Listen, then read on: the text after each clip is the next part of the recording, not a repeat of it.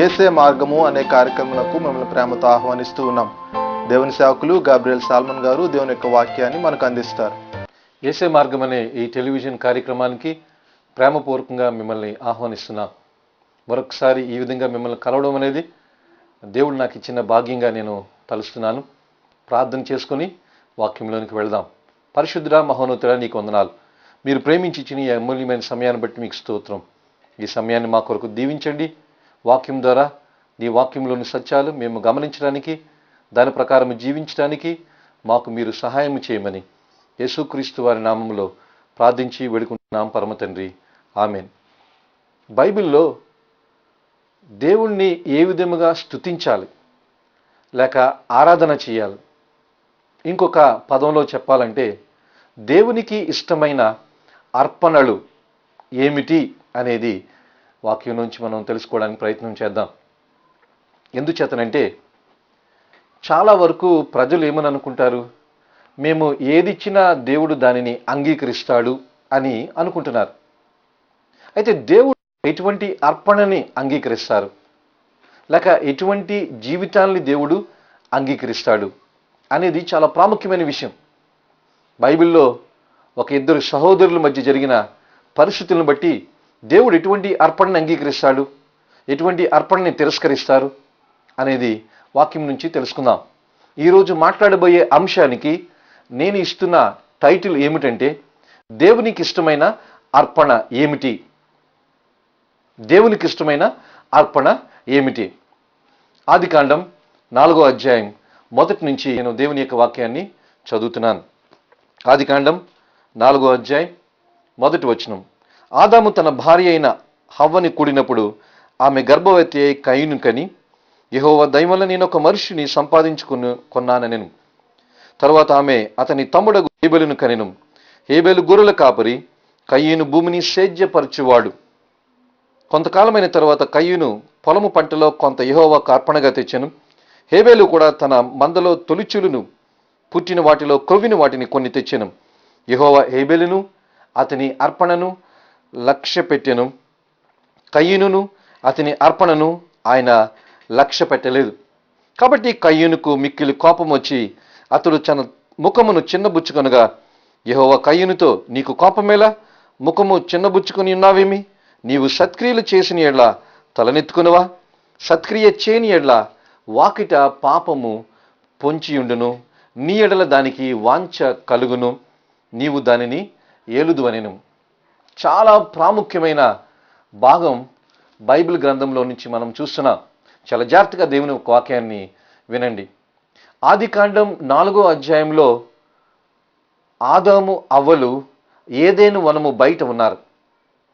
దేవుడు వారిని దీవించి 2 కుమారుల్ని ఇచ్చాడు.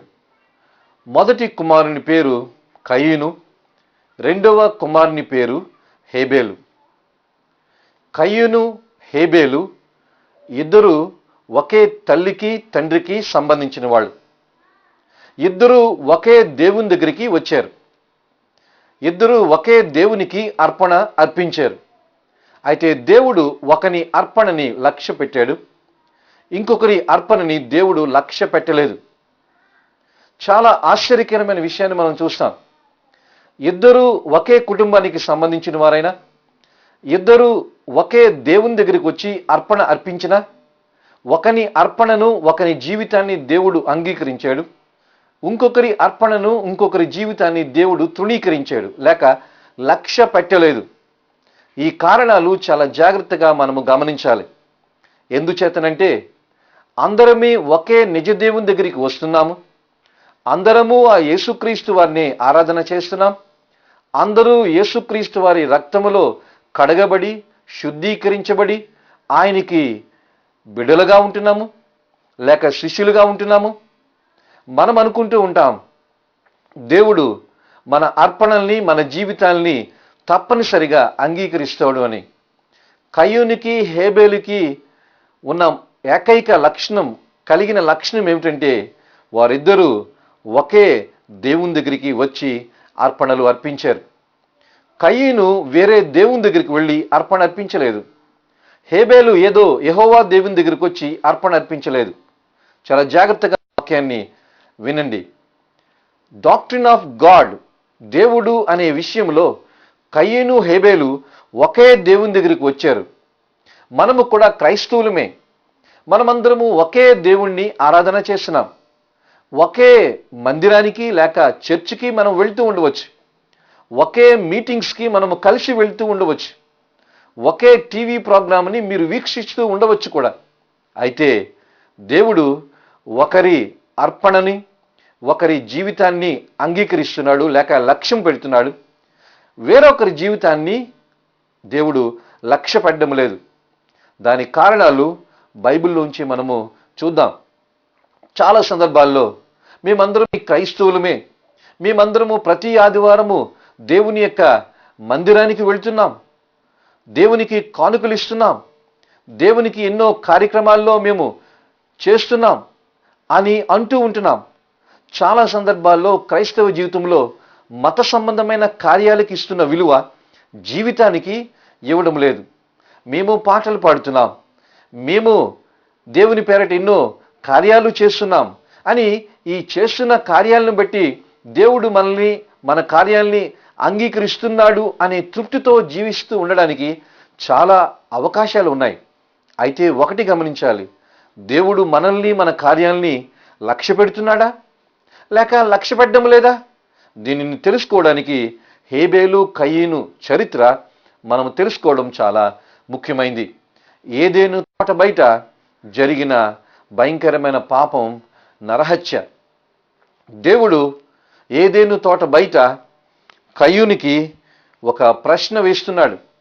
నీకు కోపమేలా అనే ప్రశ్న దేవుడు కయీనుకి వేస్తూ ఉన్నాడు. First question God was asking to one human being. నీకు కోపమేలా? కోపం గురించి దేవుడు మాట్లాడుతున్నాడు. ఆ సందర్భాన్ని మనము చూద్దాం. కయీను హేబేలులో ఉన్న ఒక లక్షణం, తేడాని మీకు చూపిస్తాను. కయీను భూమిని సేద్యపరచువాడు. హేబేలు కూడా తనకున్న జంతువులు కొన్నిటిని పెంచుతూ ఉన్నాడు. వీరిద్దరూ దేవుని దగ్గరకు వచ్చారు, అర్పణలు తీసుకుని వచ్చారు. కయీను తన పంటలోనిది కొంత యెహోవాకు అర్పణగా తీసుకుని వచ్చాడు. హేబేలు తనకున్న జంతువుల్లో తొలిచూలను పుట్టిన వాటిలో క్రొవ్విన వాటిని కొన్ని తెచ్చాడు.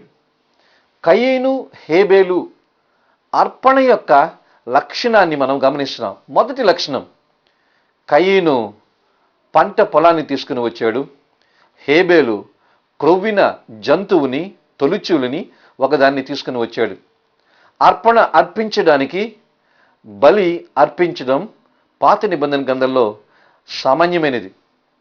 కయీనుకి బాగా తెలుసు అర్పణ అర్పించడానికి రక్తము చిందించబడాలని. ఎందుచేతనంటే ఆదికాండం 3:15లో మనం చూస్తాం, ఆదికాండం 3:21లో కూడా మనం చూస్తాం. 3:21లో మనం చూసేది ఏమిటంటే, ఆదాము అవ్వలు పాపం చేసిన తర్వాత వారు అంజూరపు ఆకుల్ని కచ్చడాలుగా చేసుకున్నప్పుడు దేవుడు దానిని అంగీకరించలేదు. మీ పాపం వల్ల వచ్చే సిగ్గుని కప్పుకోవడానికి మీ ప్రయత్నంగా చేస్తున్న అంజూరపు ఆకుల్ని నేను ఒప్పుకోను. మీ పాపము, దాని ద్వారా వచ్చిన సిగ్గుని మీ ప్రయత్నం ద్వారా చేసుకున్న ఆకులు కప్పలేవు.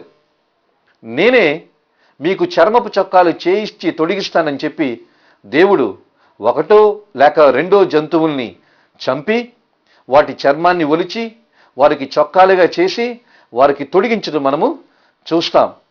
అందుచేత జంతువు సంహరింపబడింది కాబట్టి చర్మము ఒలవబడింది. ఆ చర్మపు చొక్కాలు వారి పాపానం వల్ల వచ్చిన సిగ్గును కప్పడానికి దేవుడు వాడుకున్నాడు. ఎందుకంటే ఆకులు ఆ దేవుడు అంగీకరించలేదు. జంతు బలిదారా వచ్చిన చర్మపు చొక్కాలని దేవుడు అంగీకరించాడు. అయితే హేబేలు తల్లిదండ్రుల మాట విని దేవుడు కోరిన రీతిలో ఒక జంతువుని తీసుకుని వచ్చాడు అర్పణగా. మరియు కయీను కూడా హేబేలులాగా ఒక జంతువుని తీసుకుని వచ్చుండుంటే బాగుండేదేమో. అయితే కయీను పంట పొలంలోని ఇది దేవునికి అర్పణగా తీసుకుని వచ్చాడు. దేవుడు కయీను అర్పణని లక్ష్య పెట్టలేదు, హేబేలుని అతని అర్పణని దేవుడు లక్ష్య పెట్టాడు. అందుచేత మొట్టమొదటిది కారణం, కయీను హేబేలులో వారి అర్పణలు అంగీకరించడానికి లేక వారి జీవితాలు అంగీకరించడానికి కారణం ఏమిటంటే, ఒకడు అనగా కయీను దేవునికి నచ్చిన అర్పణని అర్పించలేదు, హేబేలు దేవుడు కోరిన అర్పణని అర్పించాడు. ప్రియమైన స్నేహితులారా, దేవుని వాక్యాన్ని వింటున్న మీరందరూ జాగ్రత్తగా గమనించండి. దేవుడు కోరిన రీతిలో మనము జీవించాలే కానీ మనము కోరిన రీతిలో మనము జీవిస్తూ దేవుడు దీనిని అంగీకరిస్తాడు అని అనుకోవడం చాలా పొరపాటు. హేబేలు దేవుడు కోరిన రీతిలో అర్పణ అర్పించాడు, కయీను దేవుడు కోరిన రీతిలో అర్పణ అర్పించలేదు. అందుకని దేవుడు అతని అర్పణని కూడా దేవుడు తిరస్కరించాడు. దేవుడు ఎప్పుడైనా మన అర్పణని, దేవుని పేరట మనం చేసే కార్యాలని, అది సేవ అయినా, దేవుని పేరట మనం చేసే దాన ధర్మాలైనా, దేవునికి ఇచ్చే కానుకలైనా, దేవుని పేరట చేసే ఏ చారిటీ అయినా, ఇంకా ఏ కార్యక్రమాలైనా దేవుడు అంగీకరించాలంటే ముందు దేవుడు కోరిన రీతిలో మీరు జీవిస్తున్నారా లేదా అనేది పరిశీలన చేసుకోవాలి. దేవుడు హేబేలుని, అంటే వ్యక్తిగా హేబేలుని, అతని అర్పణని దేవుడు అంగీకరించాడు. కయ్యూనిని అనగా వ్యక్తిగా కయ్యూనిని, అతని అర్పణని కూడా దేవుడు తిరస్కరించాడు. మొదటి కారణం మరొకసారి మీకు తెలియజేస్తున్నాను, దేవుడు కోరిన రీతిలో కయ్యూను అతని అర్పణ లేదు, దేవుడు కోరిన రీతిలో హేబేలు అతని అర్పణ ఉంది కాబట్టి దేవుడు లక్ష్యం చేశాడు. ఇది మొదటి కారణం, మన అర్పణలు, మన కార్యాలు, మన జీవితం దేవుడు అంగీకరించడానికి. రెండవ కారణాన్ని నేను చూపిస్తాను.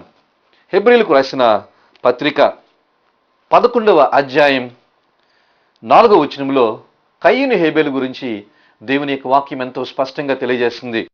హేబేలు అర్పణ దేవుడు అంగీకరించడానికి గల కారణం ఏంటంటే 4వ వచనంలో దేవుని యొక్క వాక్యం ఈ విధంగా సెలవిస్తూ ఉంది. విశ్వాసమును బట్టి హేబేలు కయీను కంటే శ్రేష్టమైన బలి దేవునికి అర్పించెను. దేవుడు అతని అర్పణలను గూర్చి సాక్ష్యం ఇచ్చినప్పుడు అతడు ఆ విశ్వాసమును బట్టి నీతిమంతుడని సాక్ష్యము పొందెను. హేబేలు అర్పణ విశ్వాసాన్ని బట్టి అర్పించాడు, కయీను అర్పణ విశ్వాసాన్ని బట్టి అర్పించలేదు అనే విషయం ఈ వాక్యములో మనము చూస్తూ ఉంటాం. అనగా ఒకని అర్పణ దేవుడు లక్ష్యం పెట్టాడు, ఇంకొకరి అర్పణ దేవుడు తిరస్కరించడానికి గల రెండవ కారణాన్ని మనం చూస్తున్నాం. ఏమిటంటే విశ్వాసం అనేది లేకుండా మనము దేవునికి ఇష్టలై ఉండుట అసాధ్యము అనేది ఆ 11వ అధ్యాయంలోనే 6వ వచనంలో చూస్తున్నాం. విశ్వాసం అనేది చాలా ముఖ్యమైనది క్రైస్తవ జీవితానికి. విశ్వాసం అంటే నమ్మడం దేవుణ్ణి, విశ్వాసం అంటే దేవుని మీద పూర్తిగా ఆధారపడడం. అది నిరీక్షింపబడివాడే నిజస్వరూపును ఉన్నవి లేనివనుటకును రుజువై ఉందని విశ్వాసం గురించి నిర్వచనాన్ని ఈ హెబ్రీయులకు రాసిన పత్రికలో మనం చూస్తాం. విశ్వాసం లేకపోతే దేవునికి ఇష్టలై ఉండుట అసాధ్యము అని బైబిల్ ఎంతో స్పష్టంగా తెలియజేస్తుంది. ఈ వాక్యాన్ని వింటున్న ప్రియమైన స్నేహితులారా, దేవుని ఎడల మీకు కలిగిన విశ్వాస పరిమాణం అంతా, what is the standard of faith towards God? ఈ రోజుల్లో చాలా మంది విశ్వాసం మాకు ఉంది అని అంటూ ఉంటున్నారు. దేని కొరకు ఈ విశ్వాసం అంటే భూ సంబంధమైన ఆశీర్వాదాల కొరకే మీకున్న విశ్వాసం. మీకు ఆరోగ్యం కావాలంటే విశ్వాసం ఉండి ప్రార్థన చేయండి, ఉద్యోగం కావాలంటే విశ్వాసం ఉండి ప్రార్థన చేయండి, మీ పిల్లలకి వివాహాలు జరగాలంటే విశ్వాసం ఉండి ప్రార్థన చేయండి. విశ్వాసం అనేది చాలా ముఖ్యం. భౌతికంగా దీవించబడాలన్నా, దేవుని చేత ఆశీర్వాదాలు పొందాలన్నా. అయితే ఈ విశ్వాసం అనేది ఆధ్యాత్మిక జీవితంలో దేవుని కొరకు కార్యాలు చేయడానికి, దేవుని కొరకు జీవించడానికి కూడా చాలా కీలకమైంది. భౌతిక సంబంధమైన ఆశీర్వాదాల కొరకు చూపించే విశ్వాసం, ఆత్మ సంబంధమైన జీవితాన్ని జీవించడానికి ఈ విశ్వాస పరిమాణం చాలా ప్రధానమైంది. విశ్వాసం అనేది లేకపోతే దేవునికి ఇష్టలుగా ఉండట అసాధ్యం. మన ఆశీర్వాదాలను బట్టి దేవుడు సంతోషపడ్డాడు, ఇష్టపడ్డాడు. మనం బాగా చదువుకున్నామని దేవుడు ఇష్టపడ్డాడు. ఏదో నేను బాగా నీ కొరకు సేవ చేస్తున్నానని దేవుడు నన్ను చూసి ఏమీ సంతోషించడు. నాలో సరైన విశ్వాసం లేకపోతే నేను దేవునికి ఇష్టలై ఉండుట అసాధ్యము అని వాక్యం తెలియజేస్తుంది. రోమీయులకు రాస్తూ అపోస్తలుడైన పౌలు తెలియజేస్తున్నాడు, విశ్వాసము లేనిది పాపము అని. అంటే విశ్వాసం లేకుండా మనము చేసే ఏ పని అయినా పాపంతో సమానమని కూడా దేవుని యొక్క వాక్యం తెలియజేస్తుంది. ఇటువంటి విశ్వాసము లేకుండా కయీను అర్పణ అర్పించాడు. అయితే హేబేలు విశ్వాసాన్ని బట్టి శ్రేష్టమైన అర్పణని అర్పించాడు. దేవుని కొరకు శ్రేష్టమైన అర్పణ అర్పించాలంటే, దేవుని కొరకు దేవుడు కోరిన అర్పణ అర్పించాలంటే విశ్వాసం చాలా ప్రధానమైంది. If you have faith, you can live a pleasing life to God. If you don't have faith, you cannot live a pleasing life to God. దేవుని కొరకు దేవుని సంతోషపెట్టే విధంగా దేవునికి అనుకూలమైన జీవితాన్ని మనం జీవించడం అసాధ్యం. ఎప్పుడంటే విశ్వాసం లేకపోతే. అందుకని ప్రియమైన స్నేహితులారా, విశ్వాసం కలిగి ఉండండి, విశ్వాస పరిమాణంలో పెరుగుతూ ఉండండి. నేను మీటింగ్స్కి వెళ్ళేటప్పుడు చాలామంది ప్రార్థన చేయండి అయ్యగారు అని దగ్గరికి వస్తూ ఉంటారు. నేను చాలా సందర్భాల్లో వాళ్ళకి ఏది తెలియజేస్తానంటే, నా ప్రార్థన దేవుడు వింటాడని మీకు నమ్మకం ఉంది. మీ ప్రార్థన వింటాడని మీకు ఎందుకు నమ్మకం లేదు? మీరు ప్రార్థన చేసుకోండి, మీరు దేవుని దగ్గరికి వెళ్ళి గోజాడండి. మీ ప్రార్థన విని దేవుడు మీ ప్రార్థనకి తగిన ఫలితాన్ని దేవుడు ఇస్తాడు. మా ప్రార్థనలు విని దేవుడు మీకు అవసరతలు తీరుస్తూ ఉంటే, మీ ప్రార్థన విని దేవుడు ఎందుకు మీ అవసరతలు తీర్చడు అని వారి విశ్వాస పరిమాణాన్ని పెంచడానికి నేను ఎప్పుడూ ప్రయత్నం చేస్తూనే ఉంటాను. ఈ రోజుల్లో చాలామంది ఏమని అంటున్నారంటే, మీ అవసరతలు ఏమైనా ఉంటే మాకు రాయండి, ఫోన్ చేయండి అని అంటూ ఉంటున్నారు. సహజం. నేను కూడా నా ప్రోగ్రాం చివరిలో మీకు ఏమైనా అవసరతలు ఉంటే మాకు తెలియజేయండి, మేము ప్రార్థన చేస్తాము అని అంటున్నాం. అయితే మాకు ఫోన్ చేసిన వాళ్ళకి మేము చాలా స్పష్టంగా తెలియజేసేది ఏమిటంటే, మేము ప్రార్థన చేయడం మాత్రమే కాదు, మీరు మీ అవసరతల గురించి ప్రార్థన చేసుకోండి. మీరు కూడా దేవుని ఎడల విశ్వాసాన్ని కలిగి ఉండండి. మీ ప్రార్థనలు దేవుడు వింటాడు. ఈ రోజున మనం పాత నిబంధన గ్రంథంలో లేము. ఒక మధ్యవర్తి ద్వారా మీ ప్రార్థనలు దేవునికి చేరడానికి నూతన నిబంధన గ్రంథంలో ఉన్నాం. దేవాలయంలో తెర పైనుంచి కిందకి చీలిపోయింది. మనము దేవుని దగ్గరికి అబ్బా, తండ్రి, నాయన, ప్రభువా, యేసయ్య అని డైరెక్ట్గా వెళ్ళే అవకాశం వచ్చింది కదా. ఇంకా ఎందుకు దేవుని దగ్గరికి ప్రత్యక్షంగా రాకుండా వారి మీద వీరి మీద, వారి ప్రార్థనల మీద వీరి ప్రార్థనల మీద మీరు ఆధారపడుతూ ఉంటున్నారు? వారికి వీరికి ఎక్కువగా ఉత్తరాలు రాస్తున్నారు. మీ ప్రార్థన దేవుడు వినడనా? అంటే దేవుని మీద మీకు సరైన నమ్మకం, విశ్వాసం లేదు అనేది మీరు జ్ఞాపకం చేసుకోవాలి. ఈ రోజు నుంచైనా ఈ ప్రోగ్రాం వీక్షిస్తున్న మీరందరూ కూడా మీ విశ్వాస పరిమాణాన్ని పెంచుకోండి. మీ ప్రార్థన దేవుడు వింటాడు. ఎందుకంటే మీరు కూడా దేవుని బిడలే. విశ్వాసం లేకపోతే దేవునికి ఇష్టలైనట అసాధ్యం. కయ్యను అర్పణలో విశ్వాసం, హేబేలు అర్పణలో విశ్వాసం ఉంది. అందుకనే కయ్యను శ్రేష్టమైన అర్పణ అర్పించలేకపోయాడు, హేబేలు శ్రేష్టమైన అర్పణ అర్పించగలిగాడు. ఇది రెండవ లక్షణం. మొదటి లక్షణాన్ని ఏమని చెప్పానంటే, దేవుడు కోరిన రీతిలో కయ్యను అర్పణ అర్పించలేదు, బలిని అర్పించలేదు. హేబేలు దేవుడు కోరిన రీతిలో అర్పణ అర్పించాడు, అందుకని దేవుడు లక్ష్య పెట్టాడు. రెండవ లక్షణం నేను ఇప్పుడే చెప్పాను. కయ్యను అర్పణలో విశ్వాసం లేదు కాబట్టి శ్రేష్టమైంది దేవుడు కోరిన రీతిలో అర్పించలేకపోయాడు. హేబేలు అర్పణలో విశ్వాసం ఉంది కాబట్టి దేవుడు కోరిన రీతిలో అర్పణ అర్పించాడు. దేవుడు ఆ అర్పణని, హేబేలుని అంగీకరించాడు. మూడవ లక్షణాన్ని నేను మీకు చూపిస్తాను. యోహాను రాసిన మొదటి పత్రిక 3వ అధ్యాయం 9వ వచనంలో ఈ కయ్యను హేబేలు గురించి మరొక మాట దేవుడు వ్రాయిస్తూ ఉన్నాడు. దేవుని మూలంగా పుట్టిన ప్రతి వానిలో ఆయన బీజము నిలిచిన గనుక వాడు పాపము చేయుడు. వాడు దేవుని మూలంగా పుట్టినవాడు గనుక పాపము చేయజాలడు. దీనిని బట్టి దేవుని పిల్లలెవరో అపవాది పిల్లలెవరో తేట పడును. ఈ సందర్భంలో తెలియజేస్తూ 12వ వచనంలో దీనికి సంబంధించే ఒక మాటని దేవుడు తెలియజేస్తున్నాడు. మనము కయ్యను వంటి వారమై ఉండరాదు. వాడు దుష్టిని సంబంధి అయి తన సహోదరుని చంపెను. వాడు అతన్ని ఎందుకు చంపెను? తన క్రియలు చెడ్డవియు, తన సహోదరుని క్రియలు నీతి క్రియలు అవి ఉన్నాయి కాబట్టి కయ్యను తన సహోదరుని చంపాడు.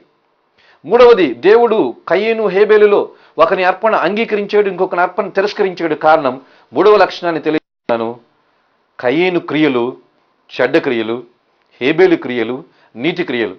ప్రియమైన స్నేహితులారా, మీరు దేవుని పేరట చేసే ప్రతి కార్యక్రమం, చివరికి దేవుని పేరట మీరు చేసే సేవ అయినా, ఏ పరిచర్య అయినా, మీ క్రియలు నీతి క్రియలుగా లేకపోతే దేవుడు మీ అర్పణ అయినా, దేవుని పేరట మీరు చేస్తున్న ప్రతి కార్యాన్ని దేవుడు లక్ష్యము చెయ్యడు. నీతి కార్యాలు చేయండి, సత్క్రియలు చేయండి, మంచి పనులు చేస్తూ ఉండండి. అప్పుడు దేవుని పేరట మీరు చేసే కార్యక్రమాలు, అది సేవ అయినా అవ్వచ్చు, ఒక పాటలు పాడడమైనా అవ్వచ్చు, పత్రికలు పంచడమైనా అవ్వచ్చు, ఏదైనా అవ్వచ్చు. అప్పుడు దేవుడు ఆయన పేరట చేస్తున్న సేవని, కార్యక్రమాల్ని అంగీకరిస్తాడు. మనము చేసే పనులు నీతిగా లేకుండా, సత్క్రియలు చేయకుండా, దేవుని పేరట నేనేదో పెద్ద సేవ చేస్తున్నాను, కార్యాలు చేస్తున్నానంటే దేవుడు దానిని అంగీకరించడు. మూడవ లక్షణం మనం చూస్తున్నాం. కయీను అర్పణ దేవుడు తిరస్కరించడానికి గల కారణం ఏంటంటే అతని క్రియలు చెడ్డవి. హేబేలు అర్పణ దేవుడు అంగీకరించడానికి గల కారణం ఏంటంటే అతని క్రియలు నీతి క్రియలు. మీ క్రియలు ఎలాగున్నాయి ప్రియమైన స్నేహితులారా? కయీను క్రియల్లాగా ఉన్నాయా? హేబేలు క్రియల్లాగా ఉన్నాయా? దాన్ని బట్టి దేవుడు మిమ్మల్ని, మీ అర్పణని అంగీకరించే అవకాశం ఉంది. వాక్యాన్ని జాగ్రత్తగా అర్థం చేసుకోండి. 4వ లక్షణాన్ని మీకు చూపిస్తాను. ఒకని అర్పణ దేవుడు తిరస్కరించాడు, ఇంకొకని అర్పణ దేవుడు అంగీకరించాడు. కారణం కీర్తన 51:16 వచనంలో ఈ విధంగా వ్రాయబడి ఉన్నది. నీవు బలిని కోరువాడు కావు, కోరిని ఎడ్ల నేను అర్పించును. దహన బలి నీకు ఇష్టమైంది కాదు, విరిగిన మనస్సే దేవునికి ఇష్టమైన బలులు. దేవా, విరిగి నలిగిన హృదయమును నీవు అలక్ష్యము చెయ్యవు. అద్భుతమైన మాటని దావీదు మహారాజు తెలియజేస్తున్నాడు.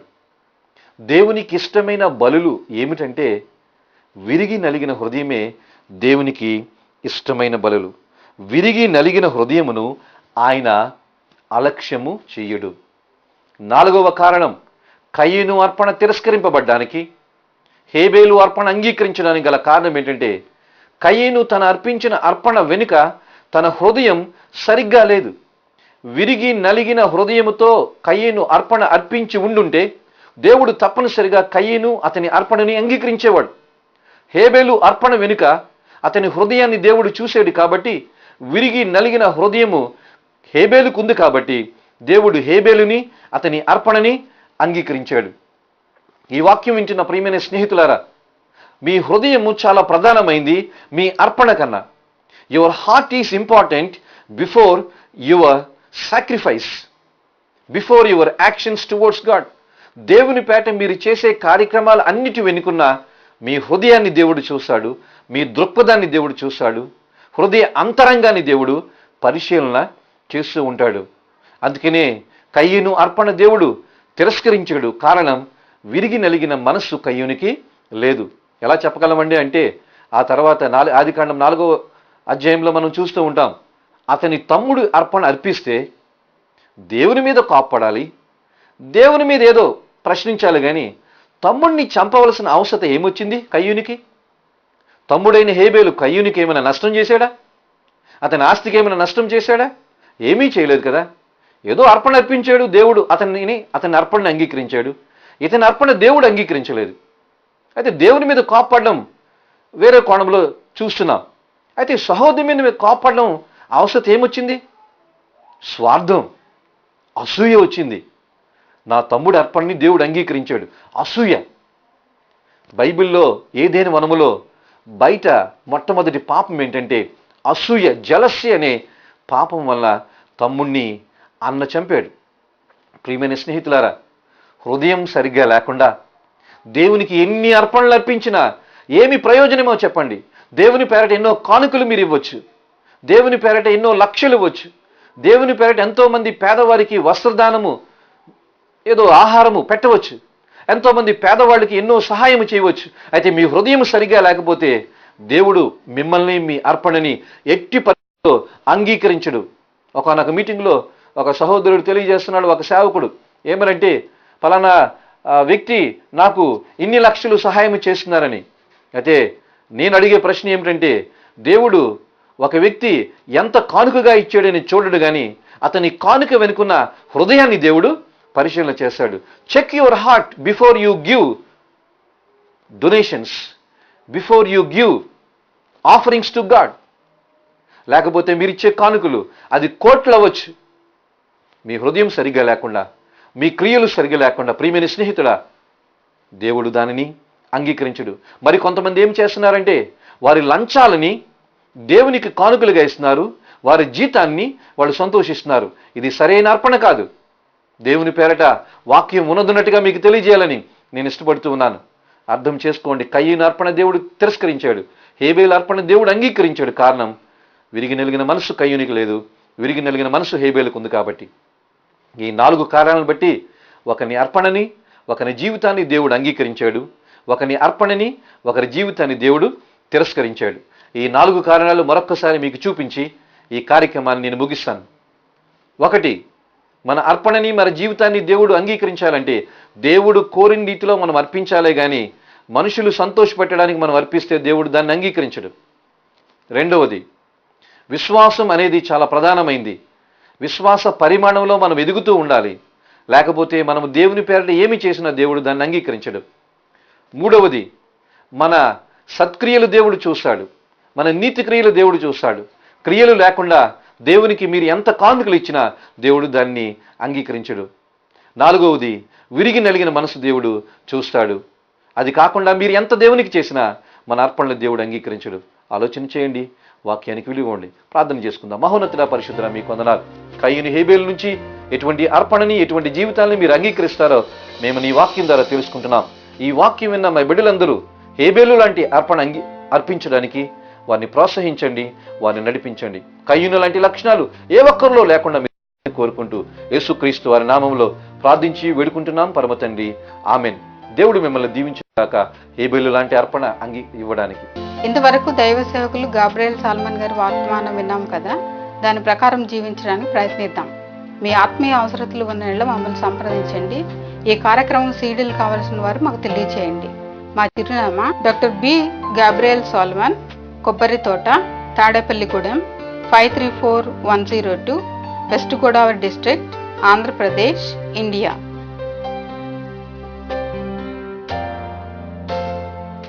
మా ఫోన్ నంబర్లు 9866499051, 9642114333.